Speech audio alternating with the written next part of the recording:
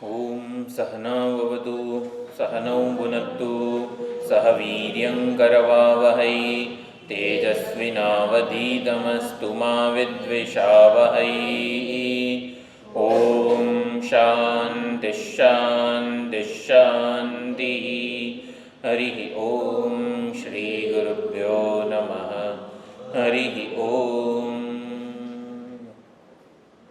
सदाशिवसमारम्भां शङ्कराचार्यमध्यमाम् अस्मदाचार्यपर्यन्तां वन्दे गुरुपरम्परां वन्दे गुरुपरम्पराम्। प्रपन्नपारिजाताय तोत्रवेत्रैकपाणये ज्ञानमुद्राय कृष्णाय गीतामृतदुहे नमः।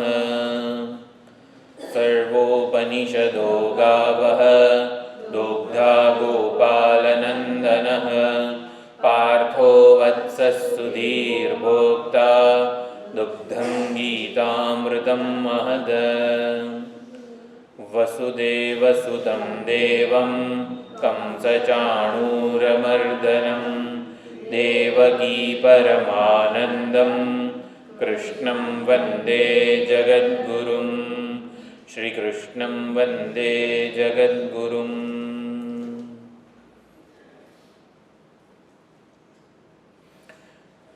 श्रीमद् भगवद गीता 8मो अध्याय अक्षर ब्रह्मयोग।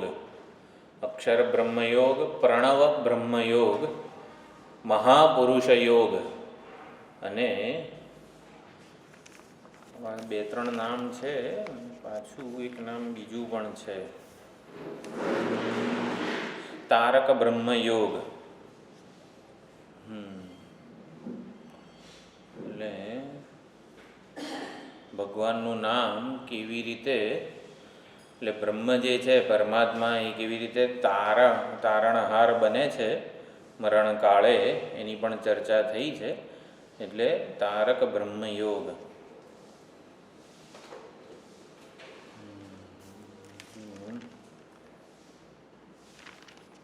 3-4 નામ છે.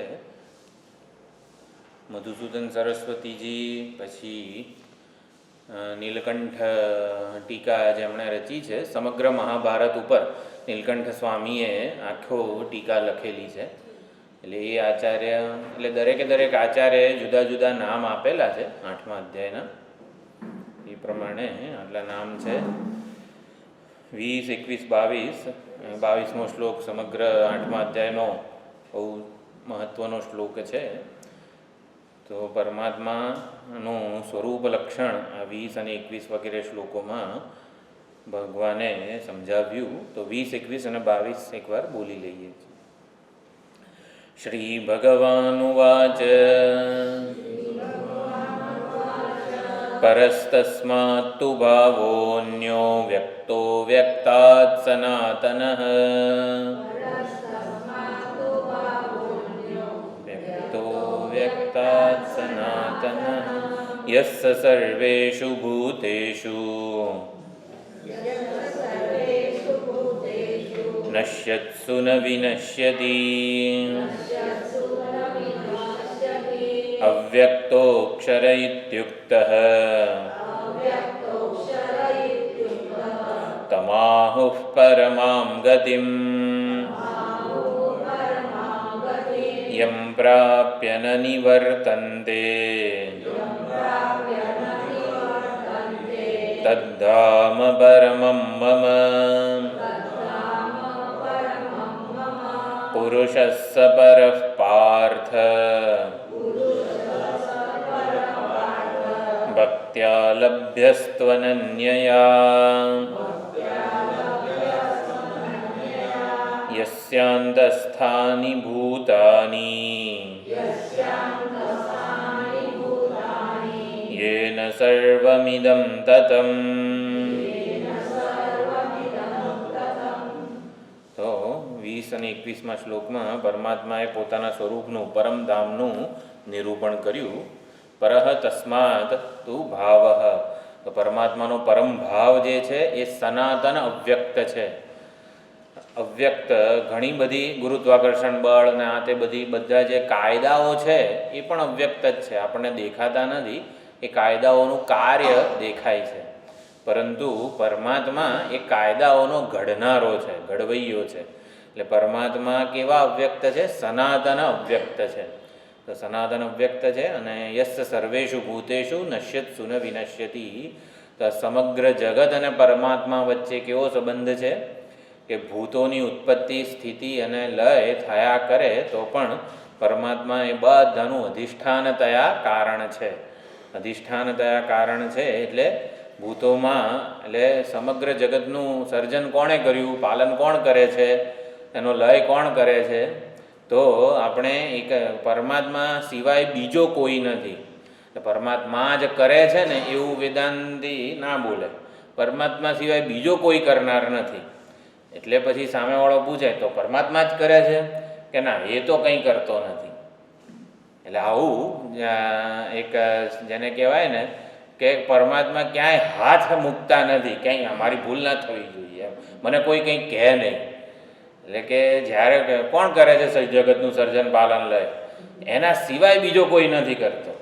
એ કરે છે ને એવું તો કોઈ દિવસ વેદાંત કહે જ નહીં. કેમ? કે બ્રહ્માજી, વિષ્ણુ ભગવાન અને શંકર ભગવાન, આમ એકેને કોઈ કામ કરતા જોયા આપણે? શંકર ભગવાન સમાધિસ્થ હોય, વિષ્ણુ ભગવાન નિદ્રાધીન હોય અને બ્રહ્માજી તપ કરતા હોય, ધ્યાન કરતા હોય. આપણા ત્રણેય સર્જન પાલન લય કરનારા દેવો જ કશું કરતા નથી. એ જ બતાવે છે કે આ સર્જન પાલન લય વગેરે થઈ રહ્યું છે ને એ ખાલી જેમ કે સુવર્ણ જે છે પોતાના સ્વરૂપની દ્રષ્ટિએ તો સુવર્ણ નિર્વિકાર વગેરે જ છે, પરંતુ એ અનેક બધા અલંકારોમાં સર્જન પાલની સ્થિતિ છે, સર્જાય છે અને એનો પીગળી જાય ત્યારે વગેરે એનો લય પણ થાય છે. એટલે જ્યાં સુધી અલંકારો તરફ દ્રષ્ટિ હોય, અલંકારોના નામ રૂપ વગેરે, ત્યાં સુધી આપણને આ બધી વસ્તુઓ સાચી લાગે. એકવાર દ્રષ્ટિ આપણી સુવર્ણ તરફ જાય ને ત્યારે જ આપણે આ સર્જન પાલન લય કે કોઈ પણ ક્રિયા વ્યવહાર હકીકતે નથી ને જણાઈ રહ્યો છે, આવું આપણે સમજી શકીએ. આ જે છે ને એને મિથ્યાત્વ કહેવાય. જગત મિથ્યા છે, જગત મિથ્યા છે એટલે હકીકતે નથી અને જણાઈ રહ્યું છે.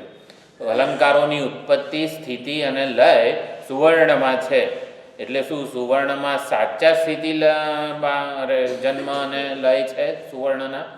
ના, એ તો કલ્પવામાં આવેલા છે. સાચે સાચું એ તો સુવર્ણનું તાંડવ નૃત્ય છે કે જે અનેક અલંકારો રૂપે પ્રગટ થાય. એમ શિવજીનું તાંડવ નૃત્ય છે એ જ સમગ્ર સૃષ્ટિ રૂપે પ્રગટ થાય છે.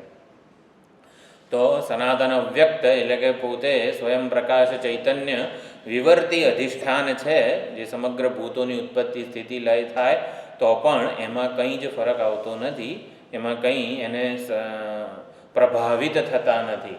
સમગ્ર જગતનું આ બધું વ્યવહાર થઈ રહ્યો છે છતાં પરમાત્મા એ વ્યવહારની ધરી છે. એમ ઓલું સ્પોક ને બધું હોય, વ્હીલ હોય, એ ચક્ર, સંસારનું ચક્ર જે ધરી ઉપર ગતિમાન છે એ ધરી પોતે ફરતી નથી. એ ધરી નિર્વિકાર ચૈતન્ય અધિષ્ઠાન છે. સમગ્ર સર્જન પાલન લય બધા જે વ્યવહાર થઈ રહ્યા છે એને આધાર આપનાર છે. તો એ કોણ છે? એટલે આવું બધું વર્ણન કરે એટલે આપણને એવું લાગે આપણાથી તો પરમાત્મા બહુ મહાન છે, જુદા છે, સર્વજ્ઞ છે, સર્વશક્તિમાન છે, તો આપણે પગે લાગીએ પરમાત્માને. ના ના, એવું નહીં. અવ્યક્તોક્ષર ઇત્યુક્ત તામ આહુઃ પરમામ ગતિમ. જ્યાં વર્ણન કર્યું જગતનું અભિન્ન નિમિત્ત ઉપાદાન, બધા ભારે ભારે શબ્દો વાપર્યા, એ કોણ છે? એ આપણી જ પરમ ગતિ છે, પરમધામ છે. પરમાત્માનું પરમધામ, આપણું પરમધામ એટલે હૃદયસ્થ ચૈતન્ય સ્વરૂપ. એ આપણાથી જુદું નથી. યમ પ્રાપ્ય ન નિવર્તન્તે તદ્ધામ પરમમ મમ. તો પરમાત્માનું પરમધામ એટલે હૃદયસ્થ ચૈતન્ય સ્વરૂપ. પ્રત્યેક અભિન્ન જે બ્રહ્મતત્વ છે એ જ આ પરમધામ છે. આપણે ઘણા ઉદાહરણોથી સમજ્યા. સુષુપ્તિમાં જેની સાથે આપણે નિરાતે સંપરિષ્વક્ત બાથ ભીડીને સૂઈ જઈએ છીએ એ પરમાત્માનું પરમધામ છે. એ આનંદ સ્વરૂપ કે જે આપણને ન બાહ્યમ કિંચન વેદ ન આંત, બીજું કોઈ ભાન હોતું નથી. સુષુપ્તિમાં પરમાત્માના જે સ્વરૂપ સાથે આપણે એક થઈ જઈએ છીએ એ પરમાત્માનું આપણું પરમધામ છે. 15મા અધ્યાયમાં પણ જે કીધું ન તદ ભાષાય તે સૂર્ય ન શશાંકો ન પાવક યદ ગત્વા ન નિવર્તન્તે તદ ધામ પરમમ મમ. પછી તરત જ કીધું મમૈવાંશો જીવલોકે જીવભૂત સનાતન. તો જે જીવ છે, જે હૃદયમાં આવી રીતે ઉપલબ્ધ, હૃદય ગુફા બુદ્ધિ ગુફામાં ઉપલબ્ધ ચૈતન્ય છે, એ જ મારો જે અંશ જેને કહેવામાં આવે છે, એ જ પરમધામ છે. એટલે પરમાત્માની હૃદયસ્થ ઉપલબ્ધિ એ પરમાત્માનું પરમધામ છે.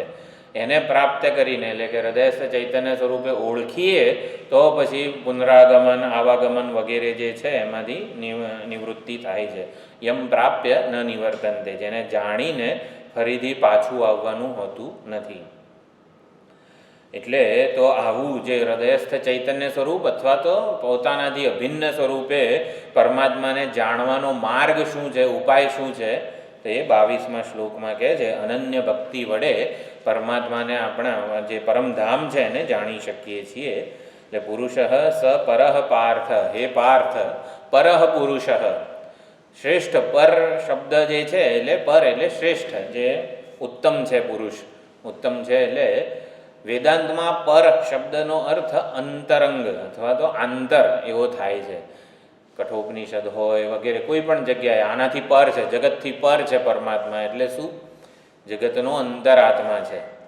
શ્રોત્રસ્ય શ્રોત્રમ મનસો મનો વગેરે વાણીથી પર છે પરમાત્મા. મનથી પર છે એટલે મન અને વાણીનો પ્રત્યેક આત્મા છે. મન અને વાણી જેને લીધે આવી બોલી શકે છે, વિચારી શકે છે, એ આ પરમ બ્રહ્મ છે, પરમાત્મા છે.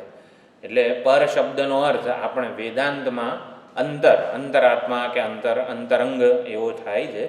ઇન્દ્રિયેભ્ય પરાહ્યર્થા અર્થેભ્યશ્ચ પરમ મનઃ મનસસ્તુ પરા બુદ્ધિ બુદ્ધેરાત્મા મહાન પરઃ.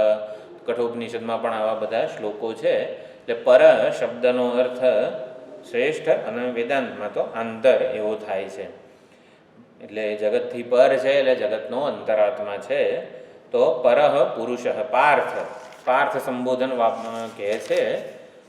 તો પાતિ ઇતિ પહ સુંદર વ્યુત્પત્તિ કરેલી છે.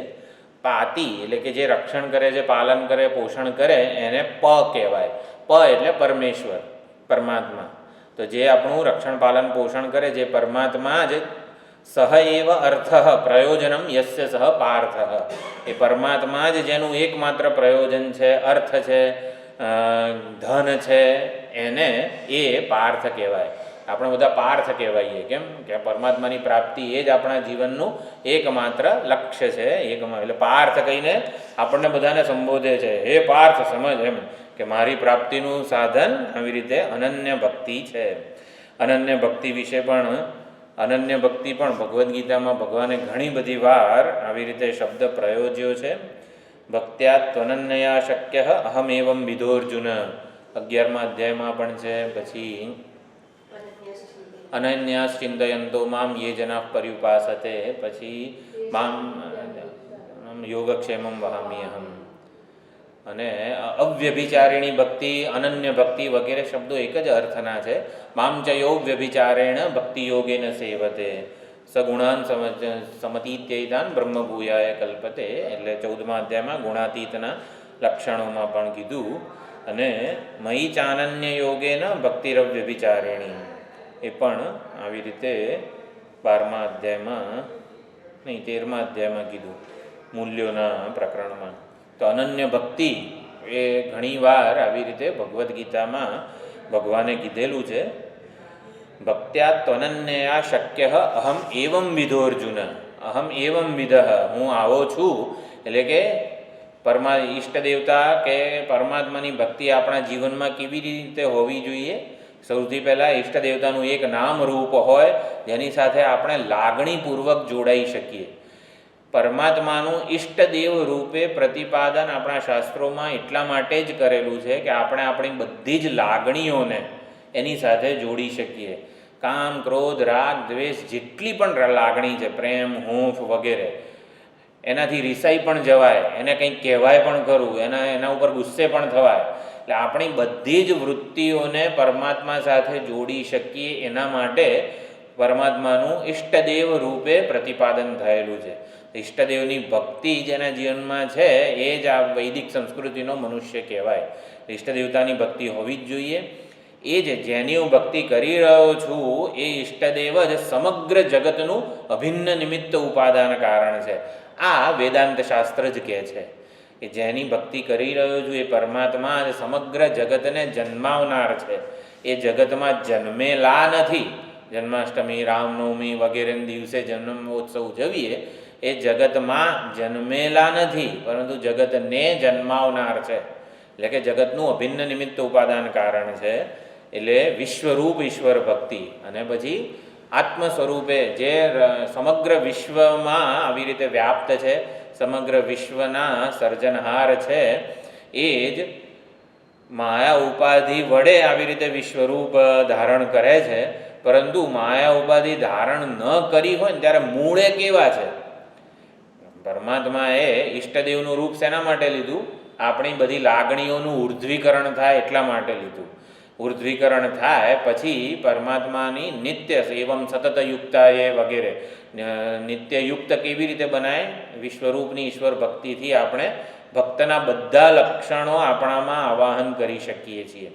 અને પછી જે વિશ્વરૂપે બિરાજી રહેલા છે એ મૂળે કેવા છે? માયાની ઉપાધિ વગરના કેવા છે? નિરુપાધિક સ્વરૂપે કેવા છે? તો કે આત્મ સ્વરૂપે છે, આપણા હૃદયસ્થ ચૈતન્ય સ્વરૂપે છે. એટલે એને આત્મ સ્વરૂપ ઈશ્વર ભક્તિ કહેવાય. તો આત્મ સ્વરૂપ ઈશ્વર ભક્તિ એટલે જ અનન્ય ભક્તિ. અનન્ય ભક્તિ એટલે પરમાત્મા અન્ય એટલે કે બીજો જુદો નથી મારાથી, સ્વતંત્ર ક્યાંક છે, અન્યત્ર નથી. અનન્ય ભક્તિ એટલે પરમાત્માની આવી રીતે આત્મ અભિન્ન સ્વરૂપે ભક્તિ કરીએ, આપણે એને જાણવાનો પ્રયત્ન કરીએ. 11મા અધ્યાયમાં જે શબ્દો છે, ભક્ત્યાત્વનન્યા શક્ય અહમ એવં વિદોર્જુન જ્ઞાતુમ દ્રષ્ટુમ ચ તત્વેન પ્રવેષ્ટુમ ચ પરંતપ. એટલે જ્ઞાતુમ અને દ્રષ્ટુમ એટલે અનન્ય ભક્તિથી પરમાત્માને જાણવામાં આવે છે. જ્ઞાતુમ એટલે કે એનું જ્ઞાન થાય છે. દ્રષ્ટુમ એનું દર્શન પણ થાય છે. અને તત્વેન પ્રવેષ્ટુમ એટલે અપરોક્ષતયા અભિન્નતયા એની ઓળખ થાય છે. એટલે જ્ઞાતુમ અને દ્રષ્ટુમ એ સગુણ સ્વરૂપનું છે. સગુણ રૂપે પરમાત્માને જાણી શકાય. સમગ્ર માયા ઉપાધિ સહિત પરમાત્મા કેવા છે એને જાણી શકાય, એના દર્શન પણ થાય. પરમાત્માના દર્શન થાય એ માયા ઉપાધિ સહિતના જ થાય. એટલે જ્ઞાતુમ અને દ્રષ્ટુમ સગુણ રૂપે થાય, સાકાર રૂપે, અને સગુણ નિરાકાર પણ કહેવાય.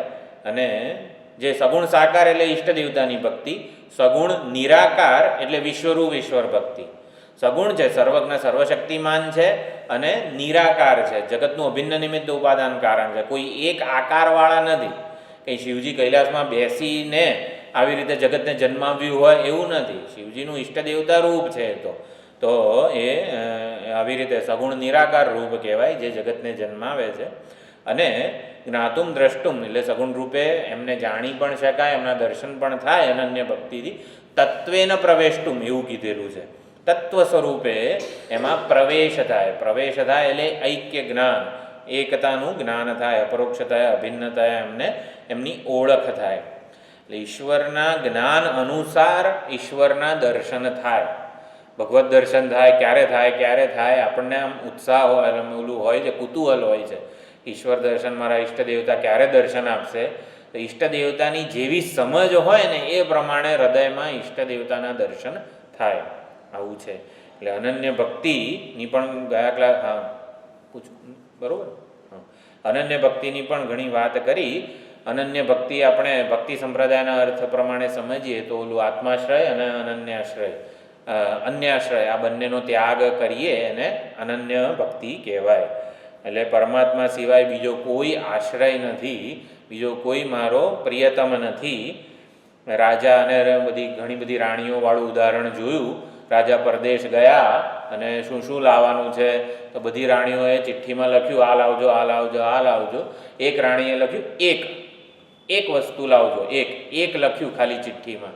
એટલે પછી બધાને બીજી બધી રાણીઓને પરદેશથી આવીને રાજાએ એ બધી રાણીઓને જે માગ્યું હતું એ આપ્યું. અને આ એક લખેલું એ રાણી પાસે રાજા જાય છે. એટલે એને રાજાની પ્રાપ્તિ થાય. પરમાત્મા પાસે બધું માગ કરીએ આપણે તો એ પરમાત્મા આપીને છૂટો થઈ જાય, એ નવરો થઈ જાય.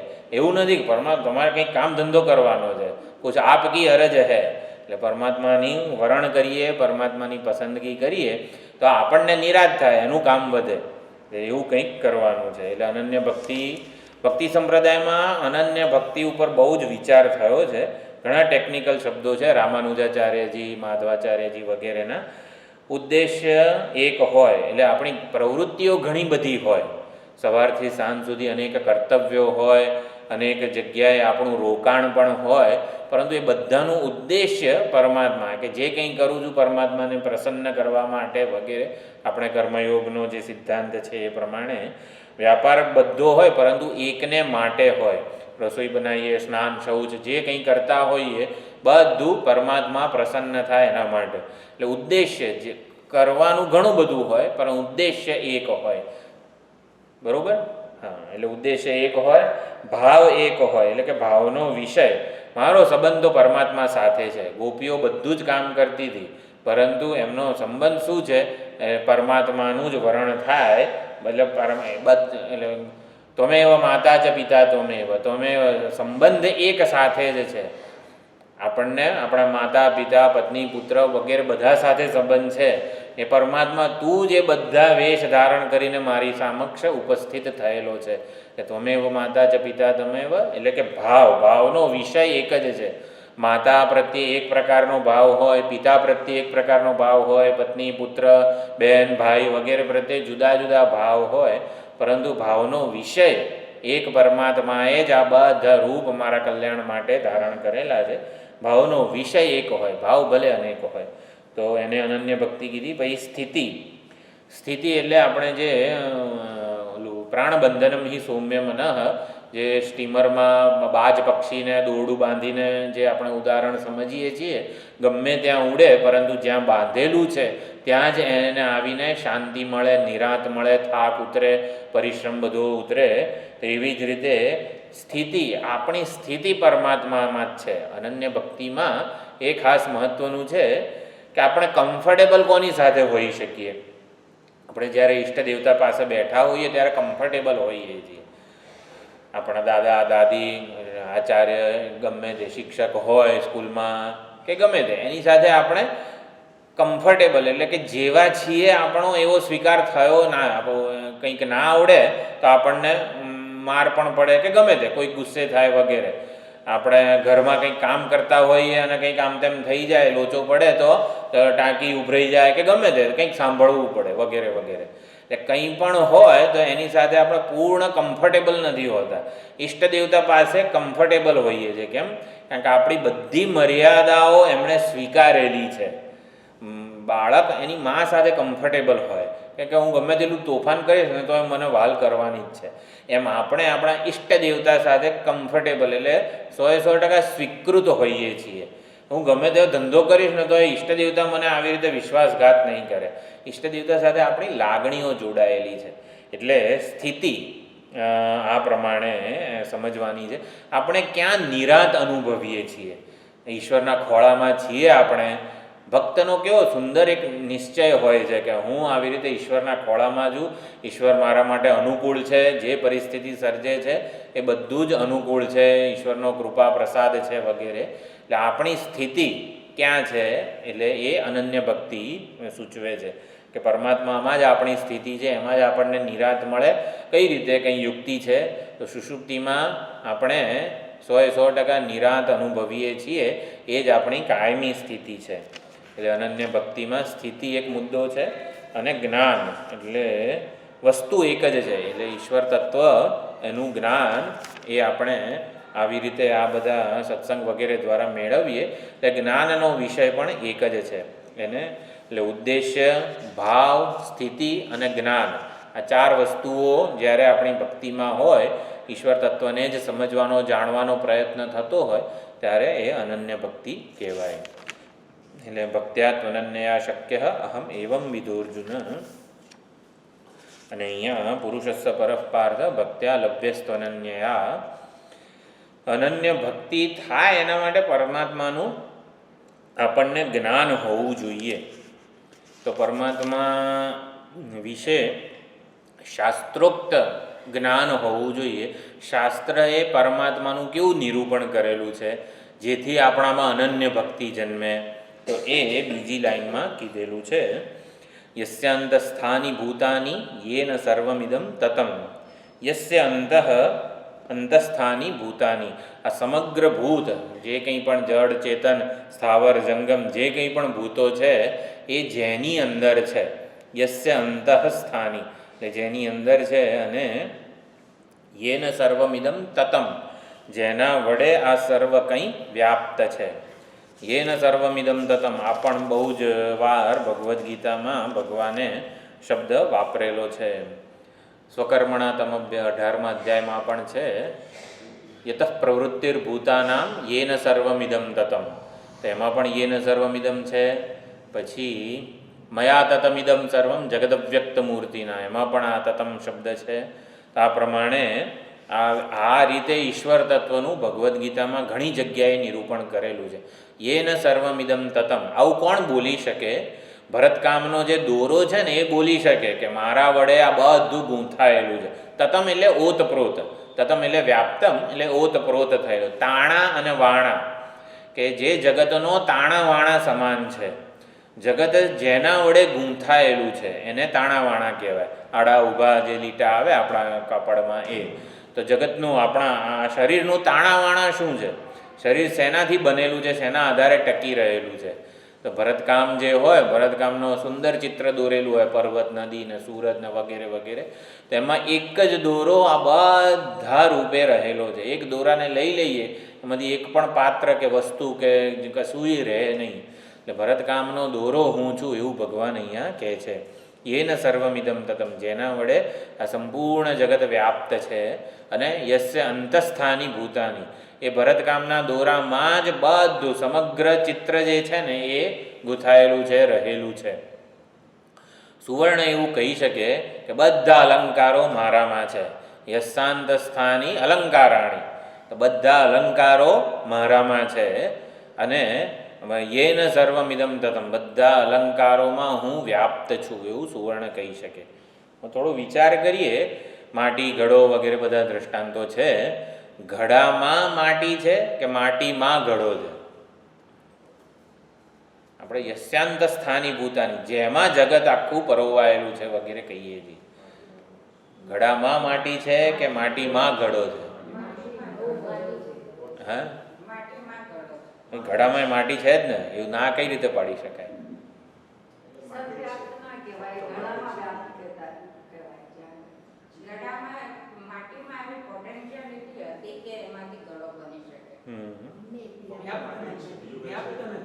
વ્યાપ્ત નથી. કેમ ઘડામાં માટી વ્યાપ્ત છે એવું કહેવાય જ ને. દરેકે ઉપર નીચે આગળ પાછળ બધી અંદર બહાર બધે માટી જ છે.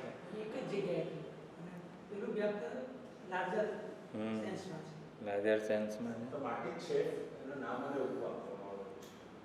આપણી દ્રષ્ટિ જ્યાં સુધી ઘડાને એક એન્ટિટી તરીકે, વસ્તુ તરીકે સમજીએ છીએ. ઘડા નામની વસ્તુ મારા વ્યવહારિક ઉપયોગમાં છે, મારો ઘડો હું કોઈને ના આપું, આવું આમ ઘડા સાથે જ્યાં સુધી આપણે લાગણીપૂર્વક જોડાયેલા છીએ ત્યાં સુધી એવું કહેવાય ઘડામાં, ભાઈ ઘડાને છોડ, ઘડામાં માટી વ્યાપ્ત છે. એટલે ઘડા તારે જે લાગણી બુદ્ધિ છે ને હકીકતમાં ઘડા સાથે નથી, ઘડામાં રહેલી માટી સાથે છે. એટલે જ્યાં સુધી ઘડો નામરૂપ આપણા માટે અગત્યનું હોય ત્યાં સુધી એવું કહેવાય કે ઘડામાં માટી જ રહેલી છે, માટી જ વ્યાપ્ત છે, માટી જેનું કારણ છે, માટી જ ઉપાદાન છે. એટલે ઘડામાંથી આસક્તિ ઓછી થાય અને આપણી માટીમાં આસક્તિ જન્મે, માટી માટે આપણને પ્રેમ જન્મે ને એના માટે કીધું છે ઘડામાં માટી જ વ્યાપ્ત છે. પછી યસ્યાંત સ્થાની યેન સર્વમિદમ તતમ આ માટી વડે જ સંપૂર્ણ ઘડા, ઈટ, નળિયા, કોડિયા બધું વ્યાપ્ત છે. એટલે માટીમાં ઘડા, ઈટ, નળિયા, કોડિયા બધું કલ્પિત છે, એમાં રહેલું નથી. માટીને ખબર નથી મારામાં ભૂતો છે, ઘડા વગેરે છે કે નહીં. ઘડા વગેરે ક્યાં છે એ તો માણસની કલ્પના છે. માટીને થોડી ખબર છે કે હું આ બધા ઘડાઓને આધાર આપું છું, આ બધા ઘડાનું ઉપાદાન છું, એવું માટીને ખબર નથી. એ તો માણસે કલ્પના કરેલી છે. એટલે યેન સર્વ યસ્યાંત સ્થાની ભૂતાની આવું એના માટે કહેવાય કે જગતનું જે કંઈ પણ સ્થાવર જંગમ બધી વસ્તુઓ છે, વ્યક્તિ, વસ્તુ, પરિસ્થિતિ, ગ્રહો, નક્ષત્રો, અણુ, પરમાણુ જે કંઈ નાનામાં નાની વસ્તુ હોય કે મોટામાં મોટી વસ્તુ હોય એ બધામાં વ્યાપ્ત છે. અસ્ય અંતસ્થાની ભૂતાની, એટલે કે સમગ્ર ભૂત જે છે એ પરમાત્માની અંદર છે. પરમાત્મા એટલે ઘડામાં માટી છે એવી રીતે કહેવાય. અને પછી માટીમાં ઘડો છે, એટલે કે પરમાત્મામાં જ આ સંપૂર્ણ જગત કલ્પિત છે. પરમાત્મામાં જ આ સંપૂર્ણ જગત આમ શ્વાસ લઈ રહ્યું છે, સ્થિત છે. કે પરમાત્મા મહત્ત્વના છે, જગતની કોઈ આવી રીતે પારમાર્થિક સત્તા નથી. આવી રીતે સમજવાનું છે. સંપૂર્ણ ચરાચર ભૂતો એ પુરુષની અંદર જ છે. આપણે એવું કહીએ આ એસીમાં, લાઇટમાં, બલ્બમાં, પંખામાં, ઇલેક્ટ્રિસિટી યસ્યાંત સ્થાની ભૂતાની, આમ એવી રીતે દરેકમાં વીજળી છે. હકીકતમાં તો વીજળીમાં દરેક ઉપકરણો પોતાનું કાર્ય કરી રહ્યા છે. સાચી દ્રષ્ટિ એ જ છે. વીજળી વ્યાપક છે ને, ઉપકરણ વ્યાપક નથી. એટલે કે વીજળીમાં આ દરેક ઉપકરણો રહેલા છે. ઉપકરણોમાં વીજળી છે એવું નથી. ઉપકરણોમાં વીજળી નથી, એ તો આધાર આપનાર છે, અંતર્યામી છે. એટલે યસ્યાંત સ્થાની ભૂતાની, એટલે સંપૂર્ણ ભૂતો એ પુરુષની અંદર જ છે. સુવર્ણ વડે યેન, એટલે તૃતીયા વિભક્તિ છે. યેન સર્વમિદમ તતમ, એટલે સુવર્ણ વડે, પરમાત્મા વડે સંપૂર્ણ જગત અલંકારો વડે વગેરે છે એવું તતમ વ્યાપ્તમ એવું કહેવાય. એટલે સોની ઝવેરી ગમે તેટલા અલંકારો બનાવે પણ બધા હોય સુવર્ણમાં જ. સુવર્ણમાં જ એમની ઉત્પત્તિ, સ્થિતિ અને લય રહેલો છે. જન્મે ત્યારે સુવર્ણ સહિત જ જન્મે છે. સુવર્ણ વગરનું અલંકાર, બંગડી વગેરે નથી હોતું એમ. એટલે કે સુવર્ણ સહિત જ એમનો જન્મ છે. એટલે જન્મીને અસ્તિત્વમાં આવે ત્યારે સુવર્ણ સહિત જ અસ્તિત્વમાં હોય છે. એમ સમગ્ર ભૂત ચરાચર જે કંઈ પણ છે એની આવી રીતે પરમાત્મામાં જ પ્રતીતિ થઈ રહી છે. કે પરમાત્માના દર્શન ક્યાં થાય? તો પરમાત્માના દર્શન માટેની જ આ બધી યુક્તિ છે, વિચારણા છે. આપણે સુવર્ણમાં, અલંકારોમાં સુવર્ણના દર્શન કરવા હોય તો આવી રીતે યસ્યાંત સ્થાની ભૂતાની વગેરે વિચારણા આપવામાં આવે છે. વિશ્વમ દર્પણ દૃશ્યમાન નગરી, ચૈતન્યરૂપી દર્પણ છે, અરીસો છે ને, એમાં સંપૂર્ણ જગત જણાઈ રહ્યું છે. ચૈતન્યરૂપી દર્પણમાં, ચૈતન્યરૂપી જે અરીસો છે ને એમાં સંપૂર્ણ જગત જણાઈ રહ્યું છે. જગતની પ્રતીતિ થઈ રહી છે ને એ ચૈતન્યને લીધે જ છે. ચૈતન્ય સહિત પ્રતીતિ થઈ રહી છે. ચૈતન્ય વગર જગત એમનેમ જણાતું હોય ને તો જગત મહત્ત્વનું કહેવાય, જગત પ્રભાવ જન્માવે એવું કહેવાય. પણ ચૈતન્ય સહિત જ, એકલું જગત કોઈ દિવસ આપણો જ્ઞાનનો વિષય બનતું નથી. એટલે પરમાત્મામાં જ સંપૂર્ણ ભૂતોની ઉત્પત્તિ, સ્થિતિ, લય વગેરે રહેલા છે. એટલે અનન્ય ભક્તિ કઈ રીતે કરી શકાય એના માટેનું આ બધું વિચારભાથું ભગવાન આપી રહ્યા છે. અનન્ય ભક્તિ એટલે અનન્ય પ્રેમ. મને સૌથી વધારે પ્રેમનો વિષય, પ્રેમ મારો સૌથી વધારે ક્યાં પહોંચે છે એના ઉપર પણ વિચાર કરીએ ને તો પણ પરમાત્મા જ. આપણે ઘણીવાર વિચાર એવો કર્યો છે કે પરમાત્મા જ આપણા પ્રિયતમ છે, પરમ પ્રેમાસ્પદ છે, એવું જાણવા માટે જ આ ગીતા, ભાગવત વગેરે શાસ્ત્રો છે, વેદાંત છે. પરમાત્મા માટે જ આપણે જાણે કે અજાણે પરમાત્માને જ પ્રેમ કરી રહ્યા છીએ એવું આપણને ખબર નથી. એ ખબર પાડવા માટે જ ભણવાનું છે. આપણો પ્રેમ પરમાત્માને જ પહોંચે છે સૌથી વધારે, પરંતુ ખબર નથી. એ ખબર પાડવા માટે આપણે આ બધી વિચારણા કરવાની છે. કઈ રીતે ભાઈ પરમાત્મા માટે જ સૌથી વધારે પ્રેમ છે? તો આપણને સૌથી વધારે ગમે છે શું? સુખના સાધનો. એસી ગમે છે કે પછી એસીમાં કમ્ફર્ટેબલ એવો હું મને ગમે છે? ઘણીવાર એસી ચાલુ હોય ને તોય મગજમાં ટેન્શન હોય ને તોય એસીનો આનંદ ના મળે આપણને. એટલે એસી કઈ રીતે પ્રિય છે? એસીમાં હું મને સ્વીકૃત બનું ને તો એસી મને પ્રિય છે. આપણે ઘણીવાર વિચાર કર્યો કે શરૂઆતમાં પહેલાં ઓલો હાથના પંખા જ આવતા હતા. હાથના પંખા વડે કામ ચાલી જતું હતું, ગમે તેવો ઉનાળો સહન થતો હતો. પછી ઓલા નાના ટેબલ ફેન આવા બધા આવ્યા, પછી સીલિંગ ફેન આવ્યા.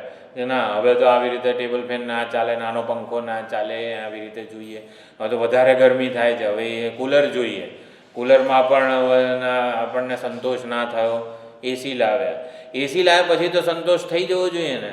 ના એસી છે પણ હવે કરવાનું શું એસીના રૂમમાં આખો દિવસ બેસીને? હવે ટીવી પણ જોઈએ. એટલે એસી સંપૂર્ણપણે આપણને સંતોષ આપી શકતું નથી. હવે ટીવી જોઈએ, એસી લાયા અને ટીવી લાયા, હવે શું? હવે તો 24 કલાક કમ્ફર્ટેબલ હોવા જોઈએ ને. ના, હવે ટીવી જોતાં જોતાં કંઈક ખાવા પીવાનું કંઈક હોવું જોઈએ વગેરે વગેરે. એટલે એમ કરીને આપણને જે સુખના સાધનો જેને માનેલા છે એમાં સુખ હોતું નથી. આપણે સુખ બીજે જ જણાતું હોય. શેમાં જણાય છે? કમ્ફર્ટેબલ હું. એસી મારામાં કમ્ફર્ટેબલ હું જન્માવે, ટીવી મારામાં કમ્ફર્ટેબલ હું જન્માવે. એટલે કમ્ફર્ટેબલ એટલે કે સ્વસ્થ હું, સ્વીકૃત હું, મને પ્રિય છે.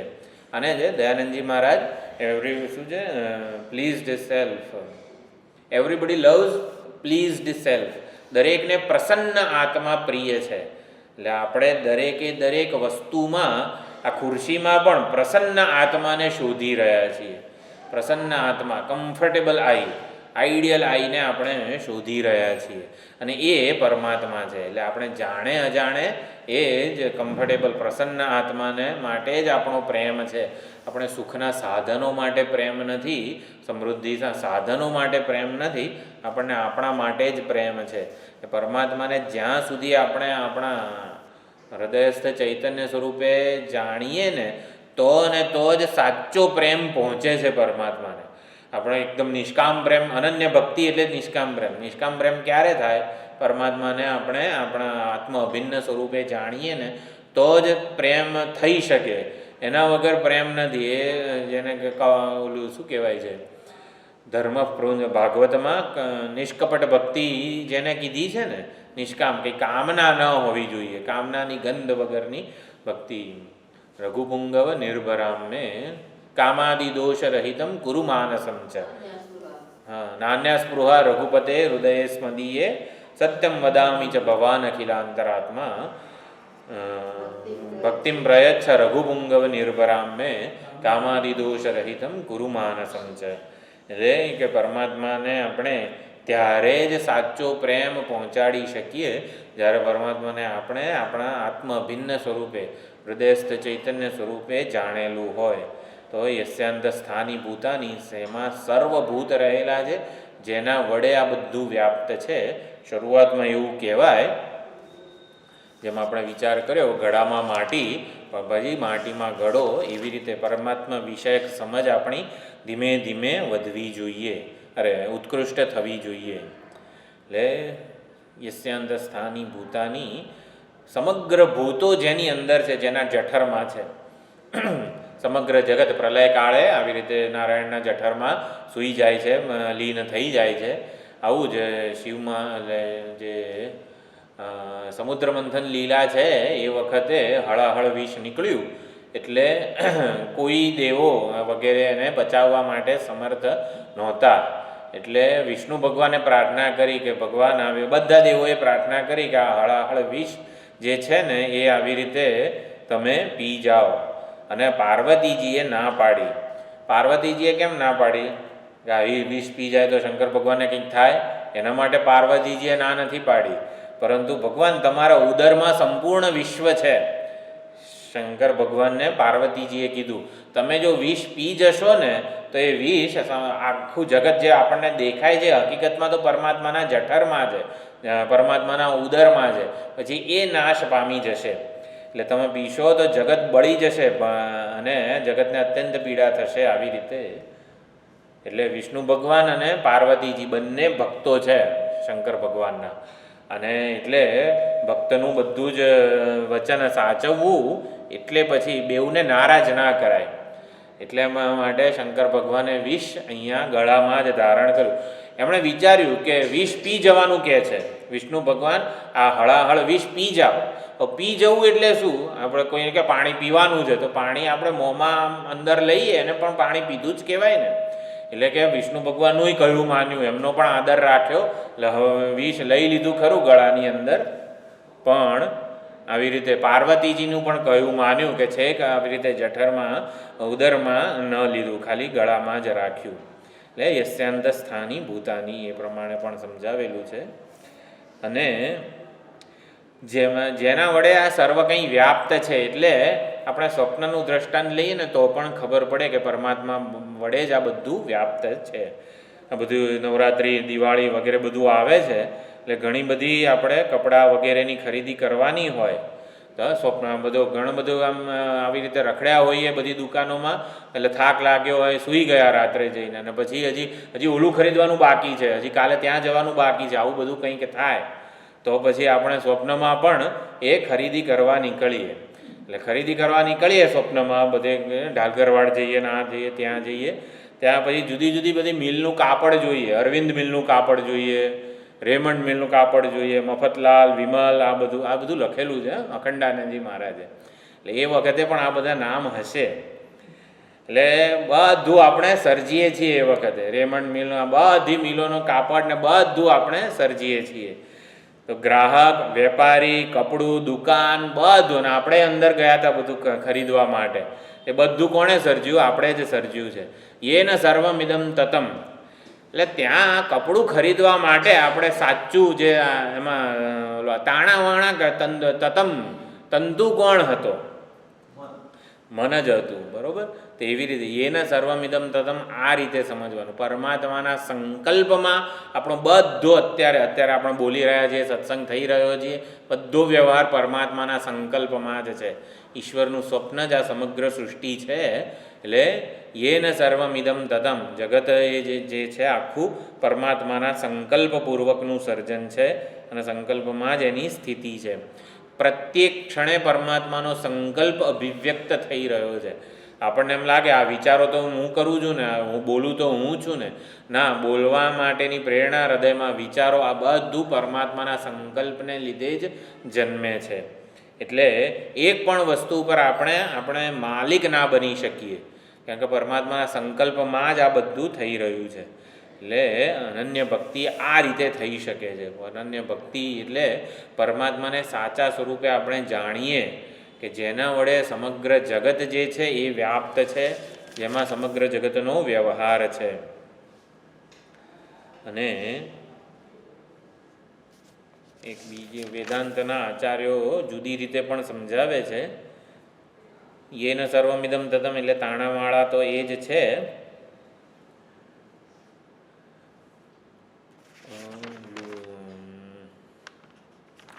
વિવર્ત અધિષ્ઠાન જે શબ્દ વાપરવામાં આવે છે, જેમ રજ્જુ સર્પનું ઉદાહરણ છે, જે રજ્જુ પોતાનામાં જરા પણ ફેરફાર કર્યા વગર સર્પ, જળ, ધારા, ભૂછિત્ર વગેરેને જન્માવે છે.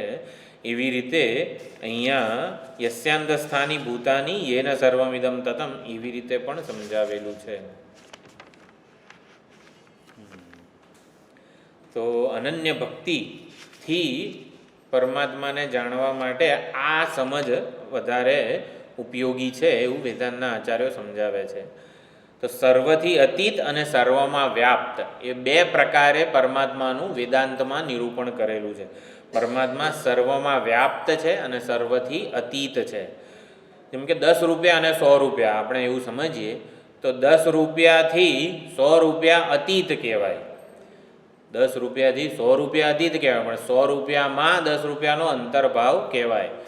આપણે ગુજરાતી અને ભારતીય, તો ભારતીય જે ઓળખ જે છે એ અતીત ઓળખ છે ગુજરાતી કરતાં, પણ ભારતીય કહેવાય એટલે ગુજરાતી આવી જ ગયા કહેવાય. એ પ્રમાણે 1 સેકન્ડ, 1 કલાક વગેરે, તો એ સમયના આ બધા યુનિટો છે એમાં પણ.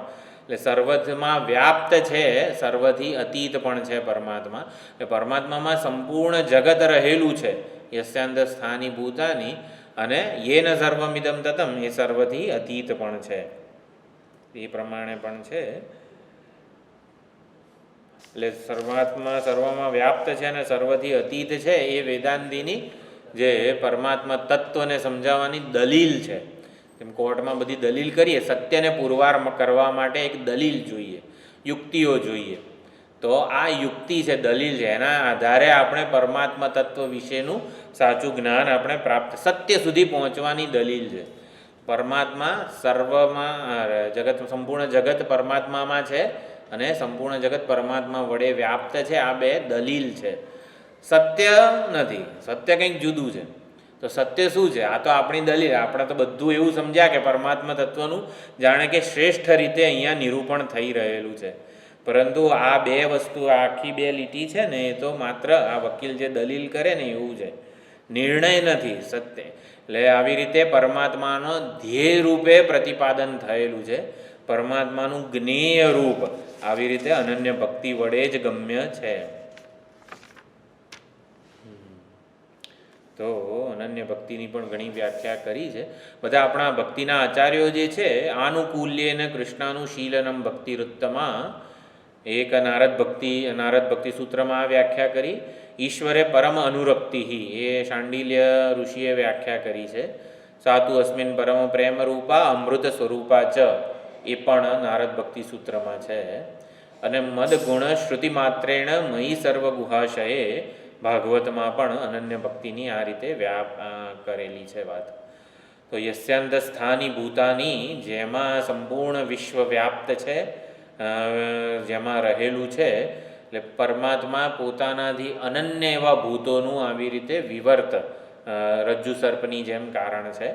યેન સર્વમિદમ તતમ ઉપાદાન રૂપે, અભિન્ન નિમિત્ત ઉપાદાન રૂપે પણ છે, એવું પણ અહીંયા કીધેલું છે. તો અનન્ય ભક્તિ અને પરમાત્માનું નિરૂપણ એ આ 22મા શ્લોકમાં બહુ સુંદર રીતે સમજાવવામાં આવેલું છે. ઈશ્વરનું દર્શન આવી રીતે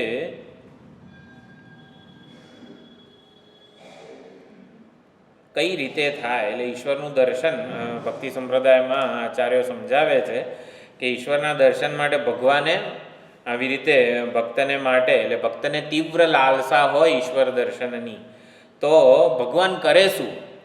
ભક્તને તીવ્ર લાલસા છે ભગવત દર્શનની, તો ભગવાને આમ વૈકુંઠમાંથી આવવું પડે, ગરુડ પર સવાર થઈને આવવું પડે એવું નથી, નિરાકારમાંથી સાકાર થવું પડે એવું પણ નથી.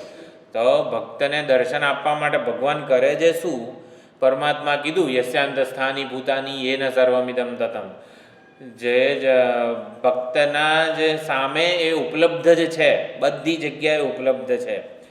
એટલે કંઈ પરમાત્માનું આપણે નિર્માણ કરવાનું છે, આપણા ધ્યાન અને ઉપાસનાથી, તપશ્ચર્યાથી આવી રીતે પરમાત્માનું નિર્માણ કરવાનું છે એવું નથી. તો શું કરવાનું છે? તો પરમાત્મા શું કરે? સર્વત્ર સર્વરૂપે છે જ, માટે જીવની બુદ્ધિ પરનો પડદો હટાવે છે, અને એટલે જ એને ભગવત દર્શન થાય છે. ભક્તના જે શું છે, દદામી બુદ્ધિ યોગમ તમ યેન મામ ઉપયાંતિ તે તેષામ એવાનુકંપાર્થમ અહમ અજ્ઞાનજમ તમઃ નાશયામી. ભગવાન દર્શન આપે છે કઈ રીતે? અજ્ઞાનજમ તમઃ, હૃદય બુદ્ધિમાં રહેલું અજ્ઞાન જે છે એને જ્ઞાનયોગનો દીપક પ્રગટાવીને દૂર કરે છે. ભગવાન દર્શન આપે છે એટલે શું? તો આપણું અજ્ઞાન દૂર કરે, એટલે આપણને ઈષ્ટદેવ રૂપે, વિશ્વ રૂપે અને આત્મ સ્વરૂપે ઈશ્વર દર્શન થાય. એટલે આપણે એવું સમજવાનું કે આપણા ધ્યાનથી આ બધો સત્સંગ કરીએ છીએ ને, સવાર સાંજ બધું કરીએ છીએ, એટલે આપણી પૂજા આરાધના ભક્તિ અનુષ્ઠાન વગેરેથી કંઈ ઈશ્વર દર્શન થાય છે એવું નથી. ઈશ્વર દર્શન ઈશ્વરના પક્ષે રહેલું છે. શું છે? વ્યાપ્ત છે ભૂત વસ્તુ, એટલે કે સમગ્ર જગતમાં વ્યાપ્ત છે, આપણી સમક્ષ પણ ઉપલબ્ધ છે, અંદર અને બહાર. જાણનારા રૂપે અંદર રહેલો છે, જણાયેલા રૂપે જગત રૂપે એ જ રહેલો છે, પરંતુ બુદ્ધિનું અજ્ઞાનનું આવરણને લીધે ને એની ઉપલબ્ધિ થતી નથી. એટલે પરમાત્મા પોતે પ્રસન્ન થાય ત્યારે એ આવરણ દૂર કરે છે, જેથી પરમાત્માનું અહમ અને ઇદમ આ બંનેના આસ્પદ રૂપે, વાસ્તવમાં ઇદમ કોણ છે, વાસ્તવમાં અહમ કોણ છે, એ બંને રૂપે પોતે પ્રગટ થાય છે. ઈશ્વર દર્શન જે છે એ ઈશ્વર પ્રસન્ન થઈને પોતે દર્શન આપે છે, એટલે આવી રીતે અજ્ઞાનના આવરણની નિવૃત્તિ કરે છે. એટલે શિવલિંગ, શાલિગ્રામ વગેરે જે કંઈ પણ આપણા ઈષ્ટ દેવતાની ભક્તિ કરતા હોઈએ દર્શન કરવા માટે, તો એ બધું સાક્ષાત પરમાત્મા જ છે એવી શ્રદ્ધા ભક્તિ વગેરે પૂર્વક આપણે અનન્ય ભક્તિપૂર્વક જેની ભક્તિ કરીએ એ અનન્ય હોવી જોઈએ. ઈષ્ટ દેવતાની એટલે કાંઈ કૃષ્ણ ભગવાનની અનન્ય ભક્તિ, શિવજીને પછી શિવરાત્રિના દિવસે શું કરવાનું એવું નહીં. શરૂઆતમાં આપણે ઘણી સુંદર ચર્ચા 7મા અધ્યાયમાં કરી છે. જે પરમાત્માની ભક્તિ કે પ્રેમ, પૂજા, આરાધના કરી એને શરૂઆતમાં સમજવાના છે. એટલે મંત્ર દેવતા આપણે ભક્તિ અને શ્રદ્ધાનો ક્યાં આમાં અનન્ય ભક્તિ વગેરેની જે સમજ છે, એટલે પહેલાંના જમાનામાં જે વૈદ્ય અથવા તો જે ગારુડી વગેરે જે સર્પનો કે વીંછીનો ડંખ આવે તો મંત્ર બોલીને એ વિષ ઉતારતા હતા. એટલે વિષ ઉતારનાર દેવતા, જેમ કે આપણા ઈષ્ટ દેવતા જે છે જેમ, એવી જ રીતે મંત્ર વિષ ઉતારનાર દેવતા હોય. ગામ દેવતા, તો ગામ દેવતામાં એક ઝાડ જ હોય, પરંતુ એને ગામ દેવતા તરીકે પૂજે કે એના લીધે, આ ઝાડને લીધે આખા ગામમાં સમૃદ્ધિ વગેરે છે. અત્યારે પણ ઘણી બધી જગ્યાએ આપણા કુળદેવી હોય કે આવી રીતે ગામના અધિષ્ઠાત્રી દેવી, આપણો આશ્રમ છે તો એમાં અધિષ્ઠાતા દેવ હોવા જોઈએ. તો જે છે તત્વતીર્થ આશ્રમમાં આવી રીતે નીચે શિવલિંગ નર્મદેશ્વર ભગવાન છે એ અધિષ્ઠાતા દેવ છે. આખો આશ્રમ એમનું શરીર છે. એટલે આશ્રમમાં જે કંઈ પણ આપણે સેવા પૂજા કરીએ એ ઈષ્ટ દેવતાની પૂજા થઈ કહેવાય, નર્મદેશ્વર ભગવાનની પૂજા થઈ કહેવાય. આપણા ઘરમાં પણ વાસ્તુ દેવતા, કે આખું ઘર જે છે ને એ વાસ્તુ દેવતાની કૃપાને લીધે આટલું ટકી રહ્યું છે, સુંદર છે, આનો આપણને લાભ લઈ શકીએ છીએ. એટલે જે દેવતાનું આ રીતે નિરૂપણ થયેલું હોય. આપણે વાત કરતા હતા અનન્ય ભક્તિની, એટલે વિષ ઉતારવા માટે જે ગારુડી જે છે એ આ મંત્ર બોલે છે. મંત્ર બોલે છે મંત્રાત્મક દેવતાઓ. અત્યારે પૌરાણિક કાળમાં શ્રી કૃષ્ણ, શ્રીરામ, શંકર ભગવાન વગેરે રૂપ આપ્યું. બાકી વૈદિક કાળમાં તો મંત્રો જ દેવતાનું શરીર હતું. એટલે મંત્ર બોલતાની સાથે જ એ દેવતાનું આવાહન થાય. એટલે આવાહનના એવા જ મંત્રો હતા, મંત્રાત્મક દેવતાઓ હતા. અત્યારે તો શ્રી કૃષ્ણ વિગ્રહ વગેરે આપણે મંદિર વગેરેમાં છે.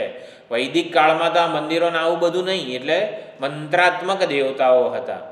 એટલે મંત્રમાં જેટલી આપણી શ્રદ્ધા હોય ને એટલા દેવતા એના ઉપર આરૂઢ થાય, પ્રગટ થાય.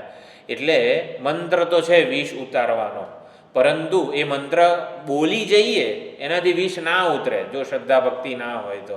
શ્રદ્ધા ભક્તિપૂર્વક મંત્ર દેવતાનું આવાહન કરીને એ મંત્ર આપણે બોલ્યા હોઈએ તો વિષ ઉતરે ને ઉતરે જ. એટલે મંત્ર દેવતાનું આવાહન એ રીતે કરવાનું હોય છે. તો અનન્ય ભક્તિથી પરમાત્મા આ રીતે, આપણી શ્રદ્ધા અને ભક્તિ કેવી છે પરમાત્મા વિષયક, યસ્યાંત સ્થાની ભૂતાની એન સર્વમિદમ તતમ રૂપે આપણે પરમાત્માને સમજ્યા કે નહીં, સમજ્યા હોઈએ તો પછી આપણે હંમેશા આપણું જે બુદ્ધિનું આવરણ જે છે એ ઈશ્વર દૂર કરે અને સર્વત્ર સર્વરૂપે સર્વદા ઈશ્વરના દર્શન થાય છે. એ શાસ્ત્રો, પુરાણો, ઉપનિષદો ઈશ્વર તત્વનું જેવું નિરૂપણ કરે છે એ આપણાથી દૂર નથી, આપણાથી જુદા નથી. આપણે એને મળવામાં થોડી ઘણી વાર હોય, અમુક સાધના કરીએ, હિમાલય જઈએ પછી મળે એવું નથી. એવા ઈશ્વરનું નિરૂપણ કરતા નથી, પરંતુ અહીં અત્યારે જ ઉપલબ્ધ હોય એવા ઈશ્વરનું નિરૂપણ કરે છે. પરમાત્મા પોતે સગુણ સાકાર, નિર્ગુણ નિરાકાર જે હોય, નિર્ગુણ નિરાકાર છે છતાં બધા ગુણો અને બધા આકારો એના જ છે. એટલે પરમાત્માનું આવું નિરૂપણ આપણા શાસ્ત્રોમાં કરેલું છે. સગુણ સાકાર જુદા, નિર્ગુણ નિરાકાર જુદા એવું નથી. નિર્ગુણ નિરાકાર છે છતાંય બધા ગુણો અને આકારો એના જ છે. આવી રીતે ઈશ્વરનું શાસ્ત્રમાં નિરૂપણ કરેલું છે. એટલે અભિન્ન નિમિત્ત ઉપાદાન કારણ પણ છે અને વિવર્ત અધિષ્ઠાન પણ છે. આપણી સમજ પ્રમાણે ઈશ્વર તત્વ પ્રગટ થતું હોય છે અને એ દર્શન આપે છે આપણને આપણી સમજ પ્રમાણે. તો આ મુખ્ય જે વસ્તુ છે એ અહીંયા હવે પૂરી થાય છે. હવે 23મા શ્લોકથી આવી રીતે જે ઓમકારના જપ, પ્રણવ જપ વડે પરમાત્માને કેવી રીતે ક્રમમુક્તિ વગેરે દ્વારા પ્રાપ્ત કરે છે અને પાછો આવતો નથી, 2 માર્ગનું, 2 પ્રકારની સાધનાનું વગેરે નિરૂપણ કરેલું છે. એ પણ જાણવું જોઈએ. એટલે અનન્ય ભક્તિ અહીંયા મુખ્યત્વે સમજવાની છે કે આપણા હૃદયમાં આવી રીતે આનંદ અને પ્રેમ ભરેલો હોય પરમાત્મા માટે, તો પરમાત્મા પોતે લલચાઈ જાય કે અહીં રહેવા જેવું છે ખરું, આ હૃદયમાં આપણે નિવાસ કરવા જેવો છે ખરું. કેમ કે કોઈ આમ પહેલાં તો કેવી તીર્થયાત્રા એટલે ચાલીને જ જવાનું હતું, બદ્રી કેદાર વગેરે 4 ધામમાં જઈએ કે ગમે ત્યાં જઈએ, તો વટે માર્ગોને કયા આમ વગેરે જગ્યા ગમી જાય કે ત્યાં બેસીને જરાક આમ હાશ નિરાત લે, એકાદું નદી હોય, સરોવર ઝરણું જતું હોય, કંઈક વૃક્ષનો છાંયડો હોય વગેરે બધું હોય તો ગમી જાય. થોડી ઘણી કંઈક ગામ હોય તો ભિક્ષાની વ્યવસ્થા પણ થઈ જાય. તો વટે માર્ગું હોય એને આવી જગ્યા ગમી જાય, ત્યાં એ થોડી વાર આરામ કરે, ધામા નાખે.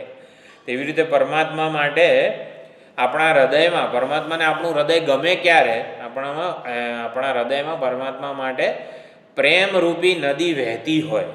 એ બહુ સુંદર અહીંયા બધા ભક્તિના કેવા સુંદર આચાર્યો છે, કેવું લખે છે, પ્રેમની ધારા વહેતી હોય એટલે કે પ્રેમની નદી વહેતી હોય, નિષ્કામતાનો બગીચો હોય, નિષ્કામતાનો બગીચો હોય, સુંદર વૃક્ષો વગેરે હોય, પછી સત્સંગરૂપી ફૂલો વગેરે ખીલેલા હોય, ફળ ફૂલ વગેરે બગીચામાં અનેક બધા ભક્તો બધા વાતો કરતા હોય. જેમ તીર્થયાત્રા હોય તો શેનું મહત્ત્વ હતું કે એ જગ્યાએ કોઈક મહાત્મા મળે અને કંઈક સત્સંગ થાય એટલે તીર્થ સ્થળોનું વધારે મહત્ત્વ હતું. એવી રીતે અહીંયા એવા હૃદયમાં ભક્ત હૃદયની વાત ચાલે છે. તો પ્રેમરૂપી નદી વહેતી હોય, નિષ્કામતાનો બગીચો હોય, પ્રસાદ બુદ્ધિરૂપી ભિક્ષાની થોડી ઘણી વ્યવસ્થા થઈ હોય કે જે મળે છે ને એ પ્રસાદ છે ઈશ્વરનો, એવે પ્રસાદ બુદ્ધિરૂપી ભિક્ષાની વ્યવસ્થા થઈ હોય. વટે માર્ગોને જરા ભિક્ષા મળી જાય તો એ જગ્યાએ શાંતિથી બેસે. તેમ પરમાત્મા બેસે ક્યાં કે જેના હૃદયમાં પ્રસાદ બુદ્ધિ હોય ને, એટલે કે પ્રસાદ બુદ્ધિરૂપી ભિક્ષાની વ્યવસ્થા હોય ત્યાં બેસે. પરોપકાર રૂપી છાંયો હોય વૃક્ષનો, એટલે પરોપકાર પ્રદાતા કર્મયોગી વગેરે જે કીધેલા છે એ પ્રમાણે છાંયો હોય અને અનેક બધા ભક્તો સાથે સત્સંગરૂપી ફળ ફૂલ વગેરે ખીલેલા હોય એવા હૃદયમાં પરમાત્મા શ્રી કૃષ્ણ પરમાત્મા હવે લલચાઈ જાય છે કે હાડો અહીંયા ધામા નાખીએ, અહીં રહેવામાં આપણને નિરાત મળશે. એવું હૃદય સુંદર બનાવીએ જેથી પરમાત્મા આપણા હૃદયમાં જ નિવાસ કરે. અનન્ય ભક્તિ વડે આવું સિદ્ધ થાય છે. અને હવે થોડી કાળ એટલે કે ગતિ વિષયક ઘણી ચર્ચા છે. આપણે વૈદિક સંસ્કૃતિમાં જન્મેલા છીએ એટલે આપણા માટે આ બધી વસ્તુઓ જાણવી તો જરૂરી છે જ. 22મા શ્લોક સુધી સુંદર નિરૂપણ કરેલું છે. પછી ગતિ વિષયક ચર્ચા છે. ઘણાને મૃત્યુ પછીની મરણ પછીની ગતિ વિશે ઘણી બધી કુતૂહલ પણ હોય છે, જિજ્ઞાસા પણ હોય છે. એટલે જ 8મા અધ્યાયનું ઘણું મહત્ત્વ છે. શ્રાદ્ધ પક્ષમાં તો આપણે રોજ બોલીએ, પછી બીજા કોઈ પ્રસંગોએ પણ આવી રીતે બોલવાનો હોય છે. અહીંયા લખે છે દક્ષિણ ભારતમાં દક્ષિણાપથ નામનો કંઈક પ્રદેશ છે, એમાં આ મર્દક નગર છે અને ભવશર્મા નામે એક આવી રીતે 8મા અધ્યાયનું મહત્ત્વ સમજાવવા માટે એક કથા છે. તો દક્ષિણાપથમાં આમર્દક નગર છે, એમાં ભવશર્મા નામે એક દુરાચારી બ્રાહ્મણ હતો, એટલે પાપી હતો. એટલે ટૂંકમાં બ્રાહ્મણ હોવા છતાં પણ કુસંગને લીધે બધા જ પ્રકારના પાપ નું આચરણ એના વડે થતું હતું. કુસંગને લીધે જ એનું બ્રાહ્મણત્વ નષ્ટ પામેલું હતું. એટલે અને એકવાર એ તાડી બધા જે કુસંગીઓ હતા એની સાથે તાડી પીતો હતો, તો તાડી પીવાથી મરી ગયો અને તાડનું વૃક્ષ જ બની ગયો. બ્રાહ્મણ તાડનું વૃક્ષ બની ગયો અને એ તાડનું વૃક્ષ બનેલો તો પછી એના ઉપર આવી રીતે એક દંપતી એટલે પતિ પત્ની જે છે ને એ પણ પોતાના આવી રીતે પાપ વગેરેના લીધે બ્રહ્મ રાક્ષસ બનેલા છે. એટલે બ્રહ્મ રાક્ષસ એટલે શું? શાસ્ત્રોક્ત જ્ઞાન હોય, આપણને એક બહુ કંઈક રહસ્યમય વિદ્યા કે ટૂંકમાં આવી રીતે ચલો ભગવદ્ ગીતા છે આપણે ભણ્યા અને પછી કોઈને એ જ્ઞાન આપીએ જ નહીં. એટલે કે ના આ તો બહુ સુંદર વસ્તુ છે, ભગવદ્ ગીતા હું ભણ્યો મારા આચાર્ય પાસે, પછી તો કોઈને એનું જ્ઞાન આપવું જ નહીં, આ તો બહુ સરસ જ્ઞાન છે એમ કરીને આપણે કોઈને આપીએ જ નહીં એમ. એટલે કે જ્ઞાનનું આવી રીતે સંચય કરીએ સ્વાર્થ વૃત્તિથી, આ કળા કોઈને આપવી ના જોઈએ વગેરે વગેરે, એ બ્રહ્મ રાક્ષસ થાય વગેરે આ પ્રમાણેનું નિરૂપણ થયેલું છે શાસ્ત્રોમાં. એટલે કે આપણે જ્ઞાનના વિચારોને કોઈ દિવસ વ્યક્ત ના કરીએ અને પોતાની જ પાસે રાખીએ તો બ્રહ્મ રાક્ષસ થાય. તો એક દંપતી આવી રીતે બ્રહ્મ રાક્ષસ બને છે. કુમતી અને કુશીબળ નામના એ બ્રાહ્મણ દંપતી છે. એ કઈ રીતે બ્રહ્મ રાક્ષસ બનેલા છે? બ્રાહ્મણ હતા એટલે દાનનું સ્વીકાર કરતા હતા, પણ દાનના ભાગમાંથી એ કંઈ દાન નહોતું કર્યું એટલે પણ બ્રહ્મ રાક્ષસ બનેલા. એટલે ધનની શુદ્ધિ વગર દાને ના થાય એના માટે પણ આ કથા છે એવું સમજી શકાય. તો પતિ અને પત્ની આવી રીતે એ તાડના વૃક્ષ ઉપર, જે ઓલો બ્રાહ્મણ જે પાપી બની ગયો હતો તાડનું વૃક્ષ બન્યો એના ઉપર આવીને બેસે છે બ્રહ્મ રાક્ષસ. બ્રહ્મ રાક્ષસ એક યોની જ છે, એટલે કંઈ એમાં રાક્ષસના હાથે બધું એવું કોઈ નથી. એટલે પત્ની પૂછે છે કે હે દેવ, આવી રીતે આ યોનિમાંથી આપણને ક્યારે મુક્તિ મળશે અને ક્યારે મળશે? પતિ એવું કહે છે કે અધ્યાત્મ વિચાર કરવાથી આપણને આ બ્રહ્મ રાક્ષસની યોનિમાંથી મુક્તિ મળશે. તો અધ્યાત્મ વિચાર એટલે શું? આપણી જે જ્ઞાન શક્તિ અને ક્રિયાશક્તિને પ્રેરનાર કોણ છે? અત્યારે આ વાણી શબ્દોનું ઉચ્ચારણ કરી છે, એક પ્રકારનો પ્રાણ છે, શક્તિ છે. હમણાં થોડી શક્તિ ઓછી થાય તો કંઈ બોલીએ ના શકાય, એટલે શક્તિ છે, એક શક્તિ છે જેથી આ શબ્દો ઉચ્ચારણ થાય છે. અને કંઈક વિચારો, હા ભાઈ સુસંગત બધું ચાલી રહ્યું છે, કંઈક ભગવદ્ ગીતા વિષયક ચર્ચા થાય છે, કંઈક ભલતી જ કોઈક ચર્ચા નથી થતી વગેરે. જ્ઞાન શક્તિ, ઈચ્છાશક્તિ, ક્રિયાશક્તિ વગેરેને પ્રેરનાર કોણ છે? એને અધ્યાત્મ ચર્ચા કહેવાય. તો અધ્યાત્મ વિચાર કરવાથી આપણને આ યોનિમાંથી મુક્તિ મળશે. એટલે એ વખતે એ પત્ની જે છે ને એ પૂછે છે કિમ તત અધ્યાત્મમ, એટલે આ અહીંયા આપણો પહેલા શ્લોકમાં છે કિમ તત બ્રહ્મ કિમ અધ્યાત્મમ કિમ કર્મ પુરુષોત્તમ વગેરે. તો એ આખો જે પહેલી લીટી છે ને એ પત્ની બોલે છે, એ કિમ અધ્યાત્મમ કિમ તત કિમ કર્મ, આ બ્રહ્મ રાક્ષસ કર્મ કઈ રીતે યોનિમાંથી કઈ રીતે મુક્તિ મળે. એટલે ગીતાનો અડધો શ્લોક પત્ની ત્યાં બોલી. ત્યારે આ તાડનું વૃક્ષ જે હતું, જે ઓલો બ્રાહ્મણ બની ગયો હતો, એટલે તાડનું વૃક્ષ જે છે ને એ પડી ગયું અને એમાંથી મનુષ્ય આવી રીતે નીકળ્યો, મુક્ત થયો. તો જે કુશીબળ નામનો જે હતો પતિ, એ કહે છે તમે કોણ છો, ક્યાંથી આવ્યા છો? ત્યારે એ કહે છે કે તમે આ અડધા શ્લોકનું ઉચ્ચારણ કર્યું, અડધા શ્લોકના શ્રવણ માત્રથી મારી મુક્તિ થઈ ગઈ છે. એટલે હવે શું કરશો? તો કે રોજ કાશીમાં જઈને 8મા અધ્યાયનો પાઠ કરીશ. કાશીમાં જઈને આવી રીતે રોજ 8મા અધ્યાયનો પાઠ કરે છે. અને હા, એટલે એક જે બંને જણા જે છે એ આવી રીતે કાશીમાં જઈને રોજ 8મા અધ્યાયનો પાઠ કરે છે. એટલે આ પાઠ કરે છે ને એટલે વૈકુંઠમાં ભગવાનને ઊંઘ નથી આવતી. એટલે ભક્તિપૂર્વક પાઠ કરે છે એટલે ભગવાનને આમ ઊંઘ નથી આવતી. એટલે લક્ષ્મીજી પૂછે છે ભગવાન તમને ઊંઘ કેમ નથી આવતી? તો કે આવી રીતે આ બ્રાહ્મણ દંપતી આવી રીતે ભક્તિપૂર્વક પાઠ કરે છે, એને મારે શું આપવું જોઈએ? એટલે એનો મનોરથ પૂર્ણ કરવા માટે હું વ્યાકુળ થઈ ગયો છું એમ. 8મા અધ્યાયનું મહત્ત્વ આવી રીતે ભક્તિ સંપ્રદાયના આચાર્યોએ વર્ણવેલું છે. દરેક અધ્યાયનું છે કંઈક ને કંઈક કથા હોય છે. એ પ્રમાણે ભગવાનને પણ આવી રીતે 8મા અધ્યાયનો પાઠ છે એ બહુ જ ગમે છે. કાશીમાં જઈને 8મા અધ્યાયનો પાઠ કરવાથી પણ મુક્તિ મળે છે વગેરે કીધેલું છે. એટલે અહીંયા વિદિત્વા એટલે એ પ્રમાણે યસ્યાંત સ્થાની ભૂતાની એના સર્વમિદમ તતમ, એવી રીતે પરમાત્માને જાણીને અવધારણ કરીને અને એના દ્વારા એને પરમાત્મા પ્રતિ આપણો જે પ્રેમ છે એ સૌથી વધારે પહોંચી શકે છે. આ પ્રમાણે જાણીને યોગયુક્તો ભવાર્જુન એવું આગળ કહે છે. આગળના જે બધા શ્લોકો છે આવતી વખતે એકવાર જોઈ લઈશું, એટલે 8મો અધ્યાય સંપન્ન થશે.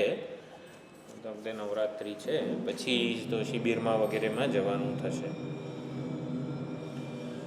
ઓમ પૂર્ણમદઃ પૂર્ણમિદં પૂર્ણાત પૂર્ણમુદચ્યતે પૂર્ણસ્ય પૂર્ણમાદાય પૂર્ણમેવાવશિષ્યતે. ઓમ શાંતિ શાંતિ શાંતિ. હરિ ઓમ. શ્રી ગુરુભ્યો નમઃ. હરિ ઓમ.